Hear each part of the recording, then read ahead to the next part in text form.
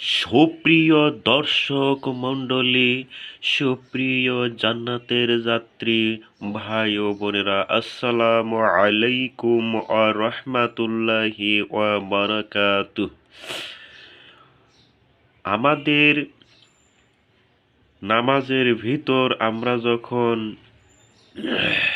নামাজ পড়ি, দেখা যায় মন এদিক ওদিক ঘোরাঘুরি করে। তার এক নাম্বার কারণ হলো আমরা দুনিয়াবি কাজকে প্রাধান্য দেই, যার কারণে নামাজের ভিতর আমাদের বেশিরভাগ দুনিয়াবি কাজের কথা মনে পড়ে।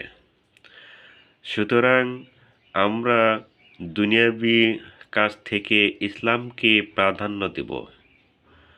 ২ নাম্বার কারণ হলো আমরা যে নামাজের ভিতর সূরা পাঠ করি, এগুলো তো আরবি ভাষা, আর আরবি ভাষা তো আমরা বুঝি না। এই না বোঝার জায়গাটুকু খালি থাকে। সুতরাং আমরা যদি যে সূরাগুলো কেরাতগুলো পাঠ করব, সেগুলো অর্থসহ জানার চেষ্টা করব।